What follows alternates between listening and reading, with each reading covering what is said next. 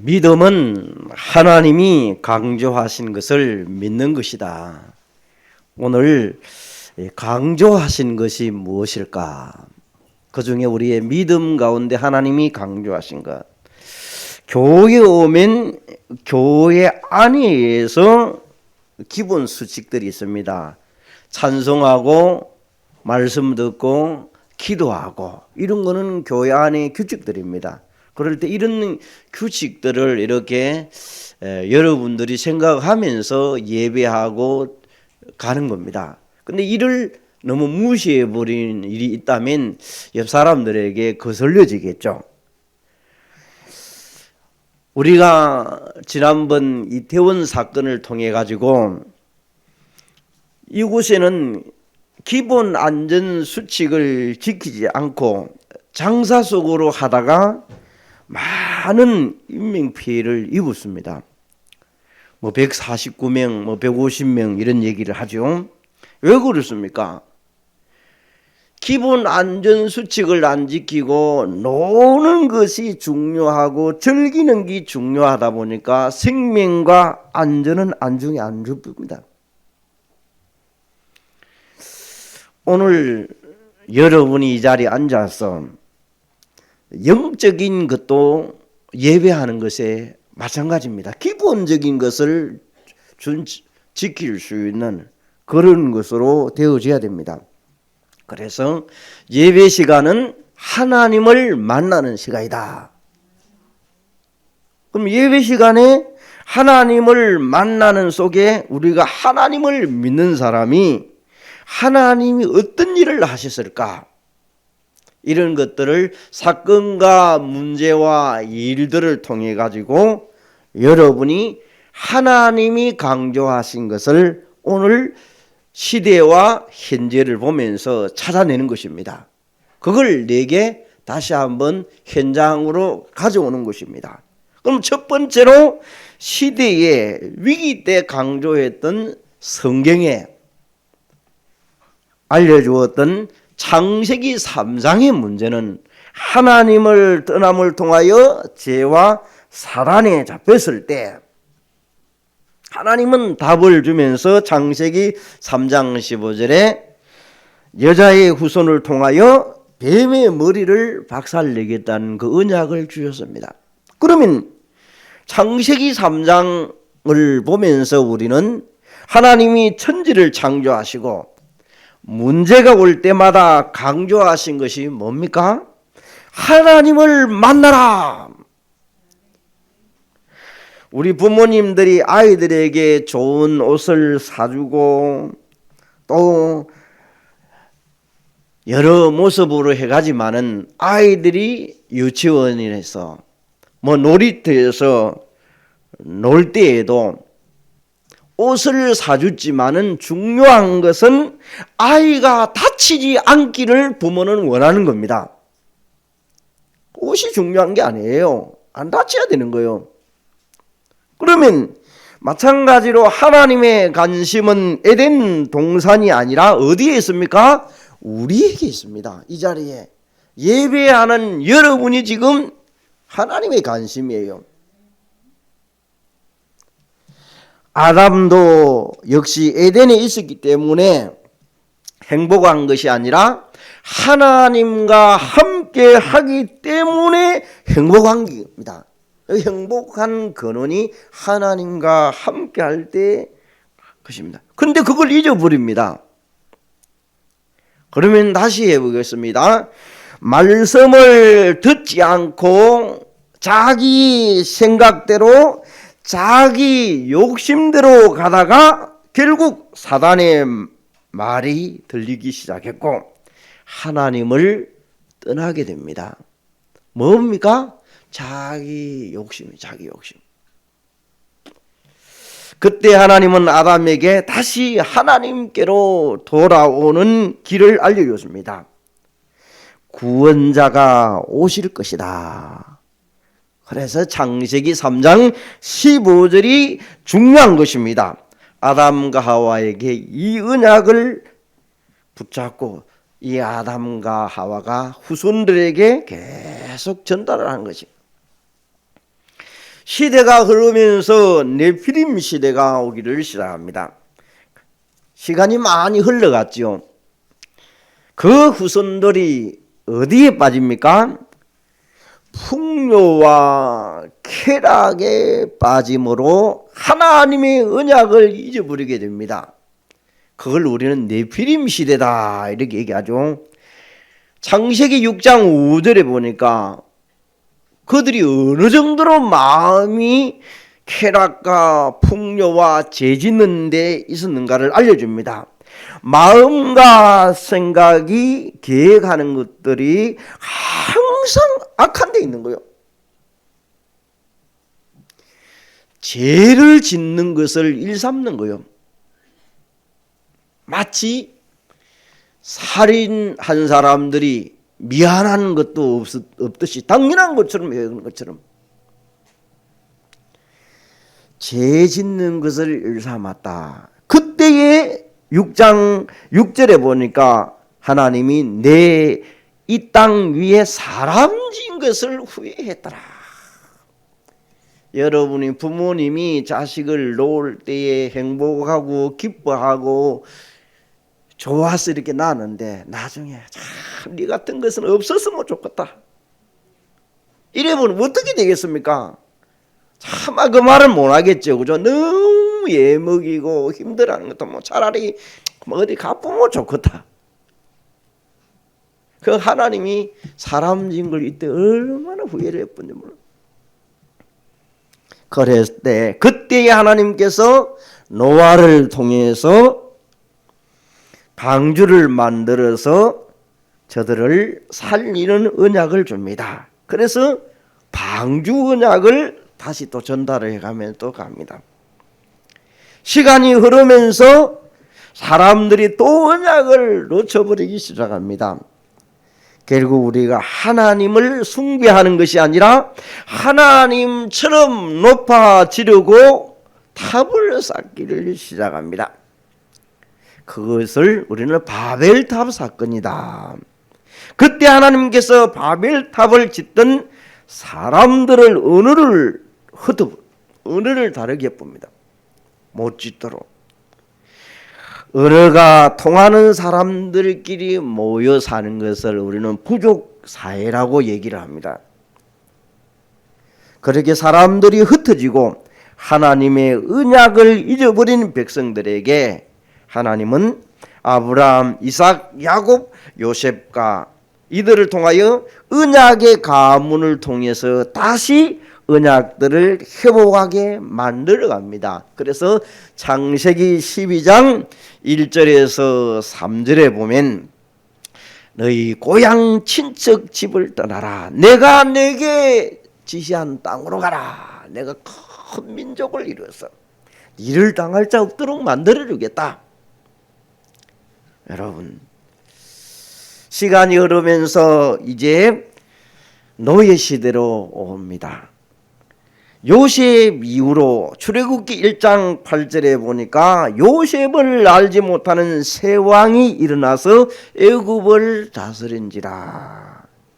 요셉 이후로 후손들이 또 여기에서 쾌락과 풍요를 즐기면서 무엇을 잊어버립니까? 언약을 잊어버리기 시작합니다.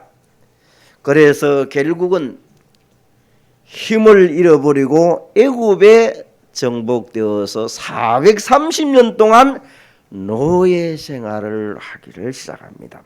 그때 하나님께서 출애굽기 3장 18절에 모세를 통하여 유월절 어린 양의 피를 회복하시고 이스라엘 백성들을 하나님의 약속한 땅으로 인도하겠다고 합니다. 그 땅이 메시아가 올 땅 가나안 땅입니다. 이런 역사들이 계속 반복되어지면서 하나님은 하나님께로 돌아오라. 그걸 우리는 예수 그리스도만을 강조하는 겁니다. 우리에게 신약에 밝히듯이 예수 그리스도를 믿어야 된다. 예수 그리스도 안에서 길과 진리와 생명이 다 들어있다. 사단의 머리를 박살내신 그분, 죄와 저주와 운명의 문제를 해결하신 그분, 하나님을 만나게 하시는 그분, 지역 배경을 해결하신 그분, 그리스도 예수입니다. 그래서 그 예수 그리스도를 계속 강조합니다. 그분이 남자와 여자의 몸으로 온 아담의 후손이 아니고 처녀로서 와야 된다. 그래서 마태복음 1장에 보니까 요셉이 정혼을 했지만은 결혼한 단계가 아니에요. 임신한 걸 알았어요. 하나님께서 성령으로 요셉에게 알려주는 것을 보게 됩니다. 처녀의 몸에서 오는 것을 봅니다. 그분이 오셨습니다. 여러분, 노예 시대에 출애굽기 3장 18절에 그 언약을 저들이 붙잡고 출애굽에서 나옵니다. 또 그들이 세월이 지나면서 이제 포로로 잡혀 들어갑니다.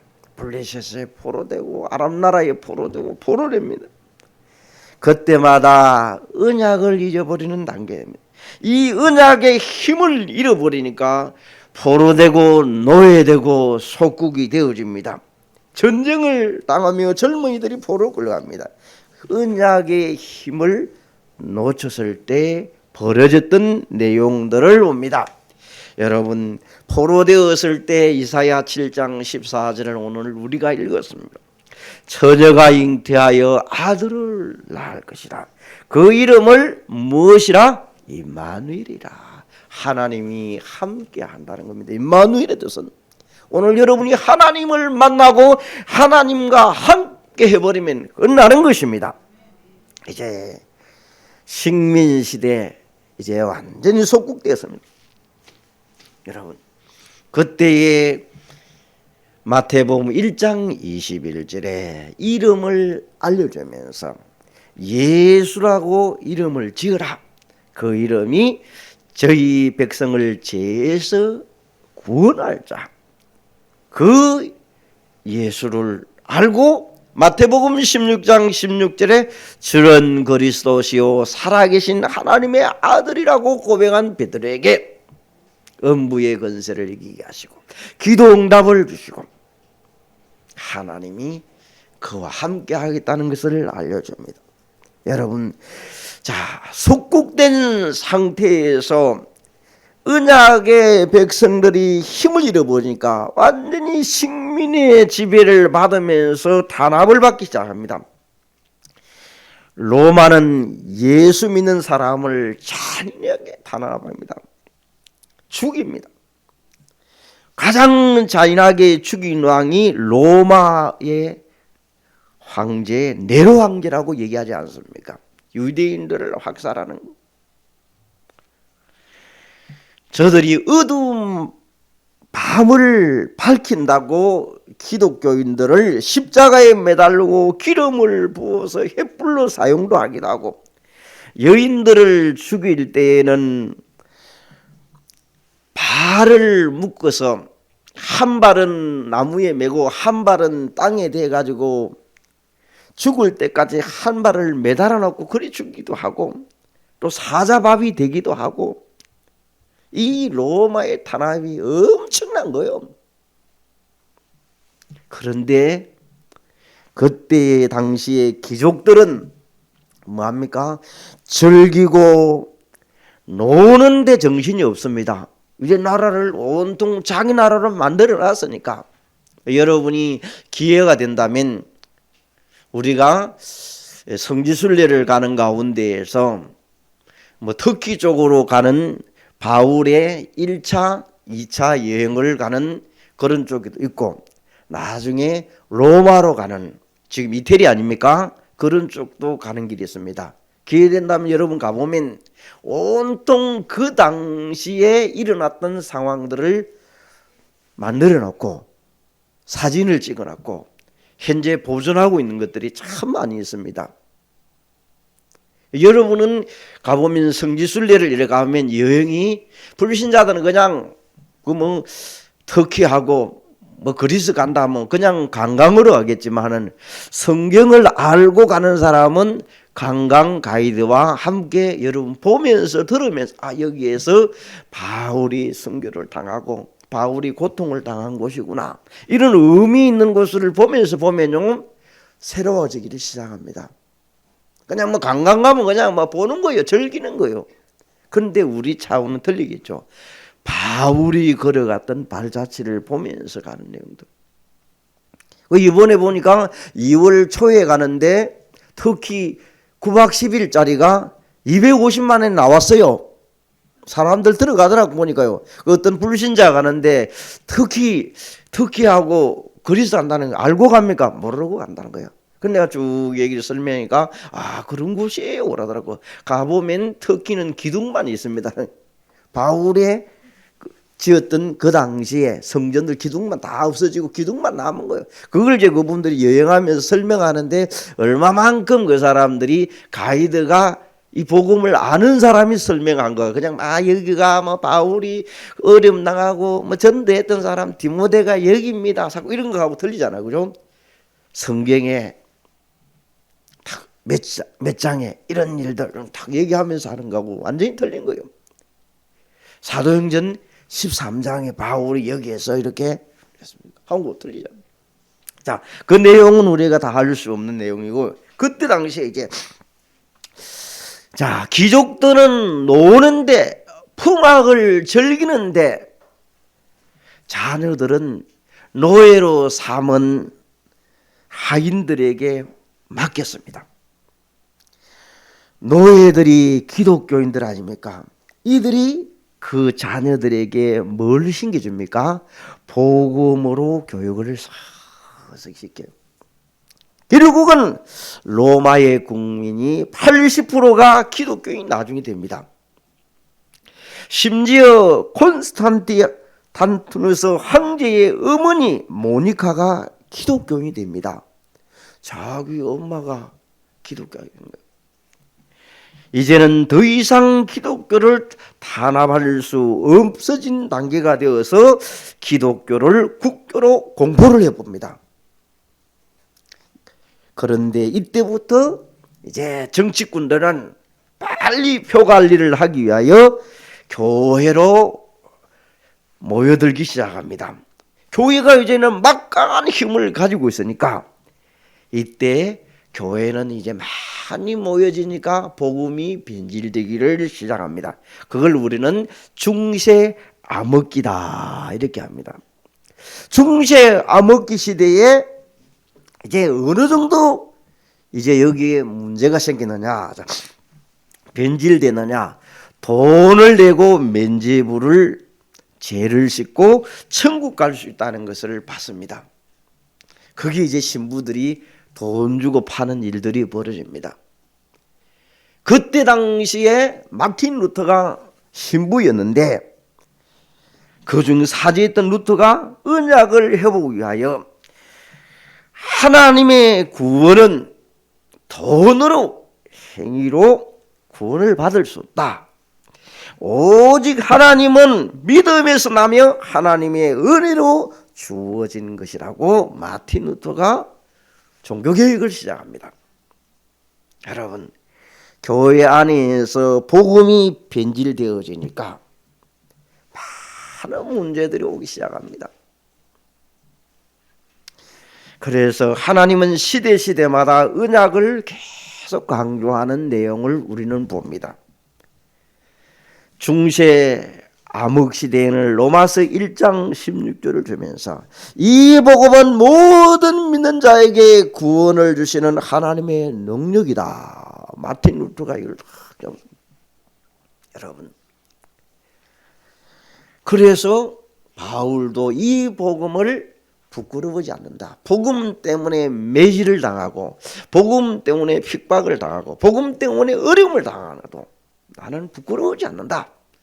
여러분, 예수 믿는 것 때문에 하나님은 우리에게 평생 동안 가난하게 사는데 어찌 저렇게 가난하노? 상관없어요. 예수 믿는다고 해서 핍박당하고 있습니까? 복음 때문에 핍박당하는 거 부끄러워하지 마세요. 당연하게 받아야 되는 거예요. 불신자들은 먹고 살고 능력 있고 성공한 것만 자꾸 따지는 거잖아요. 그죠? 그래서 교회 다니는 저런 사람 평생 가도 놀러 한번 안 가더라. 내 속에 이 복음이 가득 차 있으면, 놀러 가는 것보다 복음이 강하면 상관없어요. 근데 노는 것 때문에 여러분 찌그러든다면 다시 한번 복음을 회복해야 돼요. 이 복음이 여러분 그런 정도가 돼야 되지, 예수 믿는 것 때문에 어디를 못 가고 저럼 이러면 안 돼요. 복음이 내게 복음되게 만들어버리면 그런 걸 다 이겨갈 수 있게 되는 것입니다. 자, 그러면 우리에게 시대에 강조했던 것을 보면서 개인에게 강조한 것들을 봅니다. 첫 번째로 지체할 수 없는 여호수아에게 강조하신 것들은 여호수아 1장 1절에서 9절입니다. 많이 나오는 내용 아닙니까? 모세가 죽고 백성들에게 어떻게 이끌어 가야 될지 이제는 막막합니다. 여호수아에게 하나님은 한 가지만 계속 강조합니다. 여호수아 1장 6절에서 쭉 얘기합니다. 강하고 담대하라. 그들 조상에게 맹세하신 것 같이 너희들에게도 똑같이 하겠다. 강하고 담대해라. 내가 모세와 함께 한 것 같이 너와 함께 하겠다. 여러분, 하나님이 나와 함께 하면 끝나는 것입니다. 그래서 여호수아에게 강조하신 것을, 그때 당시에 정말 모세가 애굽에서 바로왕 앞에 모세가 서서 당당하게 어린 양 피제사 드리러 가겠습니다 했을 때 당당하게 바로왕이 가라고 했던 것을 봤고, 또 홍해를 건너서 출애굽하는 것을 봤고, 강야를 걸어가는데 하나님 먹이고 입히고 살리는 것을 백성들이 본 거요. 그 광경을 본 사람들이 여호수아에게 그대로 하겠다. 그래서 두 번째로 영적으로 삶이 지쳐진 모세에게 강조했던 내용이 출애굽기 3장 18절 아닙니까? 여러분, 도망자의 신세에서 40년을 삽니다. 얼마나 힘들었겠습니까?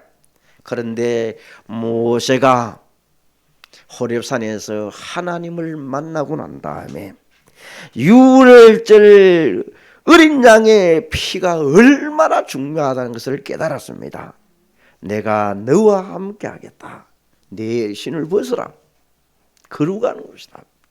자, 여러분, 너를 통해서 내가 할 일을 말해주겠다. 바로 앞에 가라고 얘기하지 않습니까? 모세를 통하여 이스라엘 백성들에게 언약을 회복하시고 출애굽하게 됩니다. 모세와 함께 했던 그 하나님, 오늘도 여러분과도 함께 하실 줄로 믿습니다. 지쳐진 삶 속에 그리스도 예수를 부르시기를 바랍니다. 하나님은 여러분과 함께 하는 것입니다. 오늘 이 자리에 앉은 사명자들 여러분에게 하나님은 요셉에게 창세기 37장 1절에서 8절에 하나님은 세계복음화의 언약을 꿈을 꾸게 해서 알게 합니다.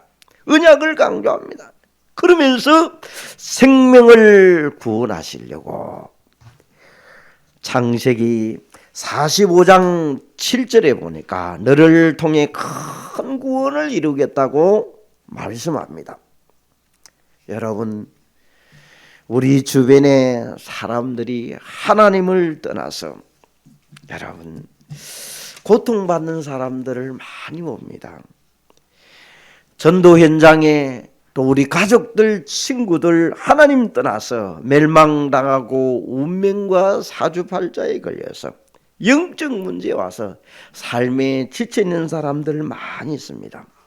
이런 사람 듣고 우리가 기도합니다. 마음 담아서 계속 갑니다. 그래서 이런 부분을 좀 해볼까 싶어서 렘넌트들이 오늘 자체 수련을 또 해봅니다. 있는 사람들은 훈련을 또 시키고 또 안 믿는 사람들, 주위 사람들을 오게끔 만들어서 수련해 봅니다. 그럼 여러분요, 그래서 지금 안 왔던 애들이 오후 3시에 올 수 있어요. 왜? 그들을 한번 초청해서 어쨌든 이 복음이 한번 저들에게 들어갈 수 있도록 하나님이 생명과 구원을 하라고 그들의 자리를 만드는 이 초청 자리입니다. 그래서 우리 중직자들이나 성도들이 교회에서 헌신해서 후원도 하고 피자도 사주고 통닭도 사주고 이런 거 아닙니까? 그죠? 여러분 그런 부분을 가지고 오늘 1박 2일에 여러분 시간을 두고 마음을 갖고 하는 시간이에요. 그 마음을 담고 우리 기도하는 거예요. 또 수련도 하는 것 아닙니까? 여러분 지금 우리 주위에 이 복음을 듣지 못하는 사람이 있습니까? 한 번쯤이라 들을 수 있는 자리를 만들어가는 그런 일들이 있어져야 됩니다. 물론 그들이 계속해서 교회화 되기를 소원하면 언제나 한 번쯤 듣도록 만들어야 되는 것들 아닙니까? 여러분 자 마지막으로 세 번째로 이제 우리는 교회에 강조하신 것입니다. 마가다락방에 강조한 내용들 보세요. 예수가 그래도 하나님의 나라와 성령 충만함을 주겠다고 약속을 붙잡고 120문도가 마가다락방에서 언약 잡고 뭐합니까? 합심해서 기도합니다. 현장에 정인으로 서기 위해서. 안디옥 교회에서 강조하신 것은 무엇입니까? 땅끝까지 내 정인이 되리라. 모든 족속으로 가라. 천하 만국에 복음 듣게 하라는 이 언약을 붙잡고 전도와 선교와 렘넌트를 향하여 가기 시작합니다. 여러분 안디옥 교회가 세워지기 전에는요 핍박을 당하고 얼마나 고통을 받았습니까? 어려움이 많았습니다. 그래서 사도행전 11장 19절에 보니까 그 흩어진 자들이 모여서 세운 교회가 안디옥 교회입니다. 그 안디옥 교회가 선교사를 5명을 파송합니다. 여러분 우리 전 세계적으로 지금 80억, 70억의 인구가 있는 곳에 이 복음이 들어가도록 하기 위하여 우리가 전도와 선교의 마음을 두고 렘넌트를 두고 여러분 선교에 동참도 하고 같이 하는 모습 아닙니까? 어쨌든 저들에게 이 복음이 정말 전달되고 한 번이라도 들을 수 있도록 그래서 237을 우리는 마음에 두고 5천 종족을 향하여 늘 기도하면서 빛의 정인으로 서도록 만들어갑니다. 여기에 후원하기도 합니다. 세 번째로 이제는 로마 교회에 강조했던 내용이 뭡니까? 로마서 16장에 보니까 언약의 사람들을 통하여 여러분이 어떤 자는 브리스겔라 부부와 가이오 같은 사람은 물질의 축복을 받아서 교회를 돕고 선교지를 돕는 일들이 벌어집니다. 여러분 오늘도 우리가 복음과 전도와 렘넌트를 위하여 목적을 담고 여러분들이 한 가지라도 내가 이면 계약의 언약을 붙잡고 간다면 하나님은 분명히 여러분에게 응답받을 이유를 가진 사람이기 때문에 하나님이 축복하실 줄로 믿습니다.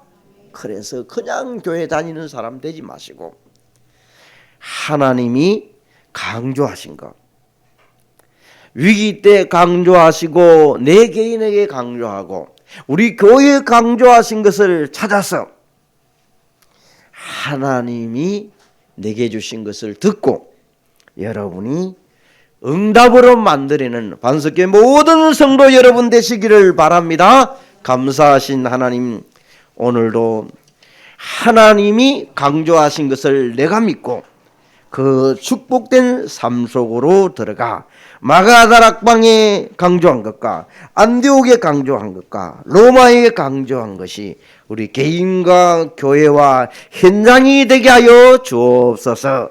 예수 그리스도 이름으로 기도합니다. 아멘.